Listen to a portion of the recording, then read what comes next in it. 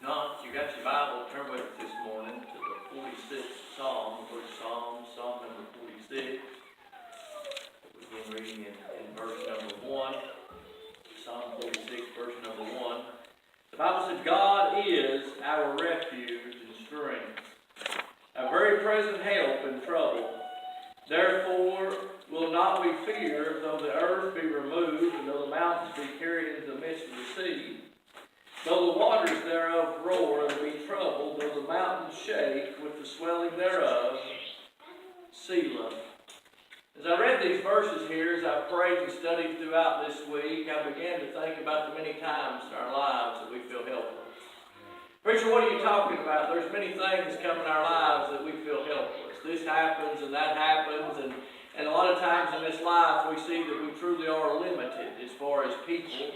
No matter, even though we have good intentions, we desire to do good things, we desire to do the right thing, sometimes we're still limited. And each of these situations and circumstances as they come, it seems like they leave us more tired and more weary and even more without help, if you will. Here in our text, the psalmist reminds us that no matter what we're facing or going through, that there's some help to be found. He goes down through there in verse 1 and he said, God is our refuge and a strength, a very present help in trouble. And he said, therefore we will not fear, though the earth be removed. You think about that, that's pretty serious. You and I have issues, you and I have burdens, and your issues is big to you, and my issues is big to me. But he said if the earth was to be removed, he said, I'm talking about it, if you just got up one morning, the whole earth had vanished, it was gone. Amen. He said, we wouldn't even worry about it. And you think about that and say, well, that's big. If we go out and somebody stole our car, Tina last night had lost her phone and she cried, and we looked for this and looked for that. And I mean, that was a big deal to her, but that wasn't anything to God. Amen. He wasn't worried about that. He can give her another phone or take care of the issue or the problem. But the thing was, the psalmist said, hey, if the earth's removed, he said, I ain't even thinking about it. If the mountains, he says, if they're carried out into the sea, the world's eroding in reality as it is. They're calling it solar warming or whatever, global warming, whatever it is they're calling this stuff. I tell you what's happening, hell's enlarging itself, amen. It's getting bigger and bigger, and there's a lot more people going there. But either way, we see all these things going on. They talk about how California in a few years might fall off into the ocean, and I don't know that it would be a great loss, amen, just to be honest with you, a lot of the things that come out of there. But either way, he said, hey, these things these things can happen. He said, the world's falling off, and all these things happen. He said, we ain't going to worry about it. We're not troubled about it. We're not worried. He said, if it was carried out in the midst of the seas, he said, though the waters roar and there be trouble, though the mountains shake with swellings, and if the earthquakes, if all these things happen, he said, I'm not going to worry about it. I've got a refuge. I've got some strength. I've got some help. I've got all those things. He said, no matter what comes our way, amen, there's some help for us. And I'm glad for that this morning. Notice how he starts out the phrase, though. He said, God is our refuge. Right now, he's our refuge. People say God used to be. No, God is. Amen. He said, God is our refuge. And when I begin to think about that word refuge, I think about a shelter. I think about a safe place, if you will. I think about a place we can go to during the midst of life's storms and during life's troubles. There's some place we can go. There used to be a lot of things around, a lot of places around, and some of them's come and gone.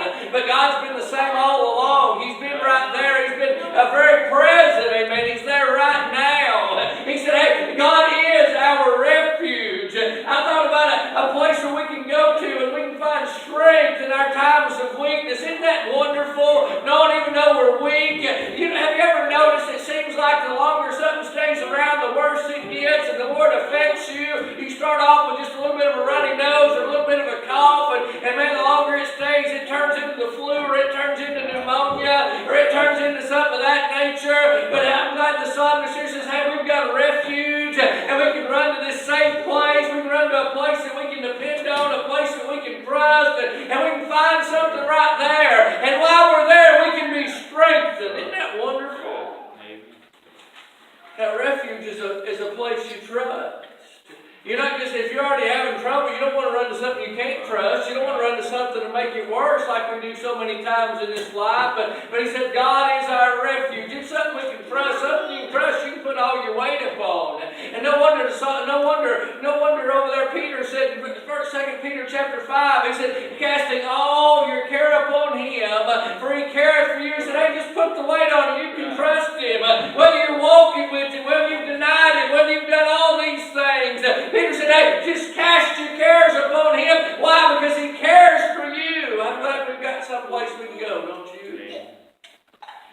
But in this refuge, he said, we could find strength. He said, God is our refuge and our strength. Isn't that wonderful, a place you can go? How many of you go on vacation? When you come back from that vacation, how many of you is normally rested? I don't know about you, but I normally need a week off after I get back from vacation to rest from the vacation. I've never understood that. You get the family packed up in a car, you drive 2 days, or ever how long it is you drive, or 6 or 8 hours, 10 hours, and you got 15 people packed up in a car, and you're standing in a room that's a lot smaller than your house, and are we there yet? Hey, I need to go to the bathroom, and hey, I want to do this, and I want to do that, and maybe by the week's over, you're wore out. That's the physical things of this life, but I'm glad that made it to rest this morning. Somewhere you and I can go when our world, our lives is falling apart. There's a refuge, a place we can trust, and there's a place we can find hope, and we can find help, and we can find encouragement. Is what he's trying to tell us and what he's trying to show us. As I begin to think about these phrases and these verses here, I begin to think about Paul over in the book of Corinthians, after the messenger, he's been stoned to death, and he's been beaten and everything else, and now the messenger of Satan's been sent to buffet him, and all these things. He's prayed to the Lord these 3 times that he might remove the thorn and all those things, but here after he's prayed, the Lord comes unto him, and he didn't say, Paul, I'm going to remove the thorn, and he didn't say, Paul, I'm going to make the situation better, but he made a simple statement. He said, Paul, my grace is sufficient for thee. And he said, in thy weakness am I made strong. And I got to thinking, a lot of times we try to walk in the flesh. A lot of times we try to do things on our own, and we get weaker, and we get weaker, and we get weaker. When we come down to that point, that place in our life, we realize that God's enough. That's what he just told Paul. When he said, my grace is sufficient, he said, Paul, I'm more than enough for your situation. Paul, I'm more than enough for your circumstance. Paul, I'm more than enough for what you're facing and going through. Paul, I can help you. He said, my grace is sufficient for thee. And he said, in weakness, in weakness is my strength made perfect, or my strength is made perfect in weakness. He said, Paul, when you finally come to a place in your life and you realize you can't do what it is that needs to be done, and you realize you're weak, he said, that's when you're going to get strong. Preacher, what in the word are you talking about? That don't make any sense. You read what Paul says after the Lord's made this statement, and he said, most gladly, therefore, I rather glory in my infirmities, and the power of Christ may rest upon me. Paul said, hey, it's not any problem for me to have problems anymore. I'm not worried about my troubles or my issues. Why? Because I know God's with me. When God in me is my hope of glory, and God in me is what gives me strength. He said, hey, I will glory in these things. You say, preacher, that doesn't make any sense. If you don't think that makes sense, you better tear verse number 10 out of your Bible. He said, therefore I take pleasure in infirmity. You ever take pleasure when you're sick? You ever take pleasure when you're struggling? You ever take pleasure when you have problems? He said, therefore I take pleasure in infirmities, in necessities, in reproaches, in persecutions, in distresses for Christ's sake, for when I am weak. Notice this. Then am I strong. He said, when I'm weak, then am I strong. That doesn't make a whole lot of sense to the flesh, does it? When you're tired, when you're weak, it doesn't seem like you're very strong. But he said, when I am weak, then am I strong. Paul confirmed what the Lord had just told him. He said, hey, God's more than enough. Paul had not only found a refuge, Paul not only found strength, but he found some help, a place to bear his burdens, a place to turn his grief into peace. Notice in our text, it said he's a very present help in time of trouble. Job made it this way, Job chapter 14, verse number 1. He said, a man that is born of woman is but a few days and full of troubles. So it's a very good thing if we're full of troubles, amen. You've got troubles every day. I've got troubles every day. You've got issues and problems and this, that, and the other. It's good to have somebody present that can take care of and help you because we're full of trouble. I began to read a few verses about help throughout the Bible, what the Bible said, and there's many, many more, but I wrote these down. Psalm number 28, verse number 7, the Bible said, the Lord is my strength and my shield, my heart trusteth in him, and I will. He said he's my strength and my shield, my place of protection. He said, my heart trusted in him and I'm helped. Psalm 40, verse number 17, the Bible said, but I am poor and needy, yet the Lord thinketh upon me. Thou art my help and my deliverer. You think about who you are and what you are. He said, I'm poor and needy, yet the Lord thinketh upon me, and he's my helper and my deliverer.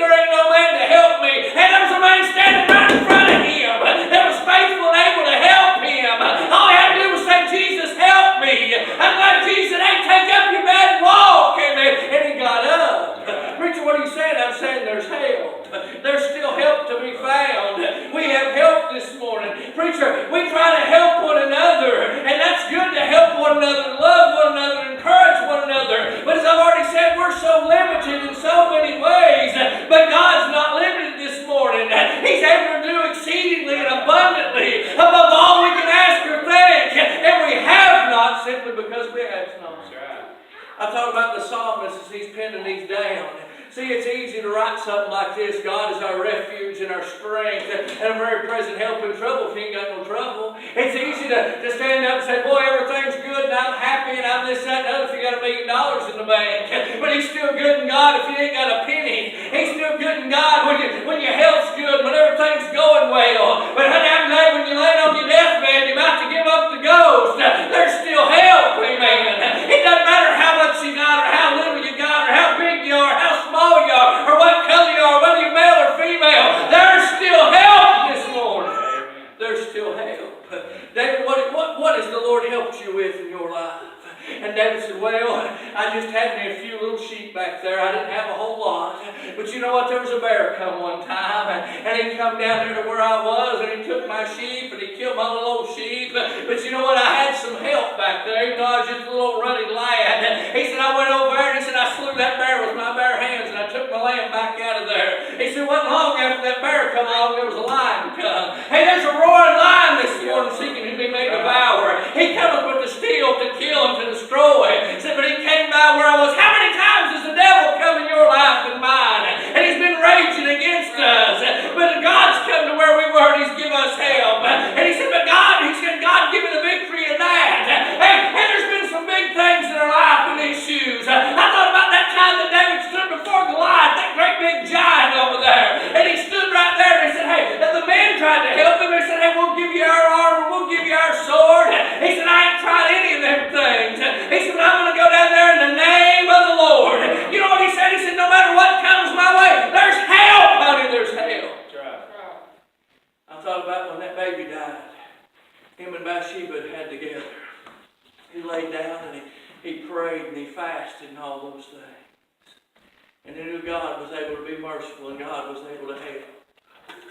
And you say, preacher, that's all Old Testament, that's all this, that, and the other. Preacher, that has nothing to do with me, all right? It's all the same God from Genesis 1 to Revelation 22 and 21. Let's move into the New Testament a little bit. There's a man called Jairus over there I got to thinking about. He's got a little girl about 12 years old laying in the house dying. And Brother Dave, they're checking on this little girl and they're looking at her. And the doctor said, hey, you might as well get the family gathered in. And that hey, she's taking her last breaths and this, that, and the other. And no doubt Jairus is spending everything he had trying to get the best doctor, trying to get the best medicines, trying to do everything he could do, but his daughter was dying, and there wasn't anything he could do. I'm telling you, he was brokenhearted. I'm telling you, he was burdened, but there was something down inside him that said, honey, there's still help.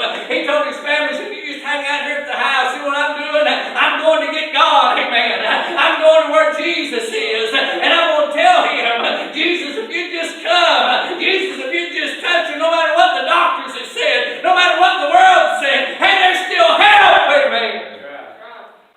Preacher, what do you say about that? There's a lot of us this morning. Got our children dying in sin.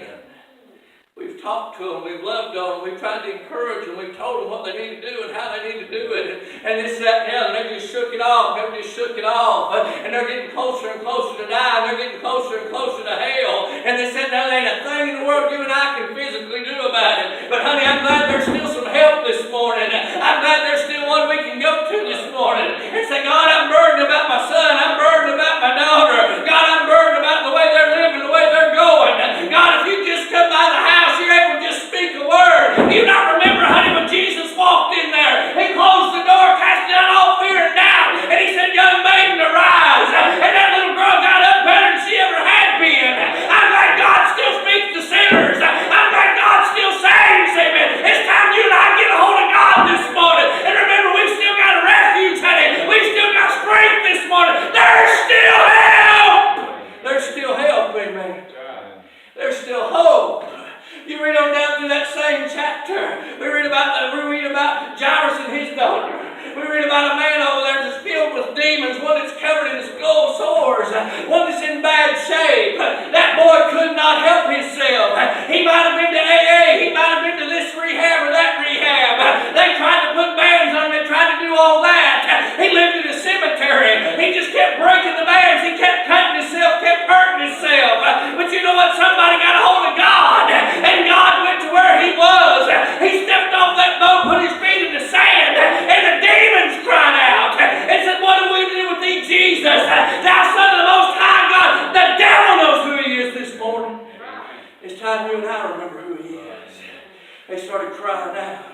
And he said, what is thy name? And the man didn't say his name was Legion. The Bible said the demons cried out and said his name was Legion. Why? Because we are many. And you know what he did? He just took and cast all that stuff out and put it into them swine. They run down that hill and drowned it in the water. But you know what? Them people come, and you know what? They found him sitting there in his right mind. Well, not only was he sitting there in his right mind, he was saved and said, preacher, how could you say that? Because he desired to go with Jesus. When somebody gets saved and truly born again by the grace of God, they want to go on with God. You don't have to beg and plead with them to get in church. You don't have to ask them to do the right things. Honey, when God gets in there, God starts coming out of there. Amen. Thought about all those things. How wonderful that they really are. I thought how many in our day need help. They need help, amen. But you know what? They're still very present help. I went on down through that chapter in my mind there, and I thought not only about Jairus and his daughter, I thought not only about the maniac of Gadara there, not only the one with the legion of demons. We could preach on these all day long, all morning long. I began to think about that woman with the issue of the blood. There's many in our days that's got some issues. They've got some bad sicknesses. I'm not making light of that. And I'm glad God's given some wisdom. He's given some good doctors. Matter of fact, I was over there talking to Brother Willie on the job the other day, and he was telling me about a doctor that they went to, and said, before we even do any surgery, he said, I'd like to pray with you. This was the doctor telling him that. And he said, we weren't going to do no surgery unless we prayed anyway. And boy, how wonderful that is. A doctor knows that even though he's a doctor, even though he's got a license, he knew there was a great physician. And there's one that's able to heal him. Even though one steals, kills, and destroys, I'm glad there's one that gives, and there's one that heals, and there's one that gives help. Amen, aren't you? I prayed about that thing. I thought how wonderful that was. But no doubt there's many this morning. There's cancers, there's this disease and that disease, and they're locating all these new diseases. There's more diseases than they've got medicines for. Man, they're getting worse and worse and worse by the minute. And they're practicing medicine. About half of America seems like is addicted to this and addicted to that. They've got these CBD oils now that's come out. It ain't nothing but glorified marijuana in a liquid form. And I got to talk to a guy the other day, and there's one of them stores over next to his house. And he said, you know, most of the people that's going in there, they're older people. Most of them old church people. And this, that, and the other sneaking in there about like they used to the package store drive-through windows and this, that, and the other. And that's all fine and well if that's what you need to do or whatever. But I'm glad I've got some help this morning. I'm glad there's a man called Jesus come by where I was when I was sick and dying in my sin, and he came by where I was, and I said, boy, if I could just get to where he is, if I just reach up and touch him, it would make all the difference. But this woman, she's getting worse and worse, Brother Danny. Her health's getting worse. She's went from doctor to doctor to doctor, and the Bible said she wasn't no better but worse. And that's the way it gets sometimes. No doubt she's walking home discouraged and defeated, hoping this new doctor was going to give her better news and hoping there was going to be a better outcome, hoping the test results was going to be better. But they said, no, there ain't no help. But you know what? As she was walking through, she looked over and saw one in the crowd that day, and she thought, boy, if I could just touch the hem of his garment, if I could just get to where he is, you know what she realized? Hey, there's still help! Crawled over through that crowd, got down on her face, put away her humility, put away her pride, put away all those things, and she got over there where she was, and she rushed up and she grabbed the hem of that garment, and the Bible said immediately the blood was staunch. You know what that means? That means immediately she was cleansed. It wasn't a 12-step program. She didn't have to go through this treatment or that treatment. All she had to do was put her faith and trust in what was already there. We don't need anything new this morning. We don't need anything different. We just need this same old Jesus. Amen. He still gets the job done. He still gets the job done. There's a great position this morning. But aren't you glad there's a refuge? There's a place you can go. There's so many times I feel like, boy, if I could just run, I'd just run off. But a lot of times I feel like, well, I don't know where I'd go. I don't know where I'd go or what I'd do. But I'm glad I've got a place to run to, aren't you? I'm glad that He's the Lord, and besides Him there is none other. Amen. I'm glad there's a place we can go. There's one that cares. There's one that's faithful. There's one that's able. There's one that will do all these wonderful, wonderful things if we could trust Him. The psalmist said, hey, he said, I'll not fear if the earth be removed, if the mountains be cast into the sea. No matter how big it is or how bad it is, he said, God, I've got a refuge. No matter how weak I get, amen, I'm glad I've got some strength. Aren't you glad for that this morning? Why? Because we've got a very present help. Even in the time of trouble. It'd be one thing, Brother Andy, if you said we didn't have very present help, that would be good enough. But a lot of times we go on beyond the help, we go on beyond the signs, we go on beyond, we go further and further and further and further, and we get deeper and deeper and deeper in. But he said there's still help, amen, no matter how far you've gone. No matter where you are this morning, what you're facing and going through, there's help. Yeah. There's encouragement, there's peace, there's joy to be had. And it's in the Lord Jesus. I could go on and on this morning. There's many, many other stories, but remember they're all true. It's written down in this book right here. And they're all to help us and to encourage us, all to lift up our faith. Why? Because faith comes by hearing, and hearing by the Word of God. But I tell you this morning, no matter who you are, no matter what you're facing, no matter what you're going through, no matter what your trouble is this morning, Jesus thanks you. Because there's help to be had. A lot of people talk about it. Well, I'm going to go one day, I'm going to do this one day, I'm going to do that one day. Today's the day of salvation. Now is the accepted time. He said, you better call it on him while he's needed. They told me a story years ago. This guy, he was praying for help. There was a storm coming, flooding out his house. And he prayed and prayed and prayed, God, would you send deliverance? God, would you help? God, would you get me out of here? Wasn't but a few minutes here coming down the rowboat. He said, come on, get in this boat. He said, no, I'm praying God will send deliverance. And so it kept raining, the water kept getting higher, and he went up to the top of the house, and he got up there, and here comes a helicopter, drops down a basket, and said, get in, we're going to bring you out. And he said, no, I'm praying God will send deliverance. The man drowned and died in the storm. He gets to heaven, he stands before God, and he says, God, how could this be? You let me down. God, I prayed and prayed and prayed, and you let me die in the storm. He said, how did I let you die in the storm? Heck, I sent a boat and you wouldn't get on it. I sent a helicopter and you wouldn't get on it. I can't help you if you won't accept my help. That's right. What are you facing or going through this morning that you need help with? What are those around you facing this morning or dealing with that you can't help them with? There's one that can and will help if you'll just come. How wonderful that is this morning. Say this with me. God is our refuge. Amen. And strength, a very present help in trouble. I ask you this morning, do you need help? Do you need help? All you do is come. Jesus will help you. Father,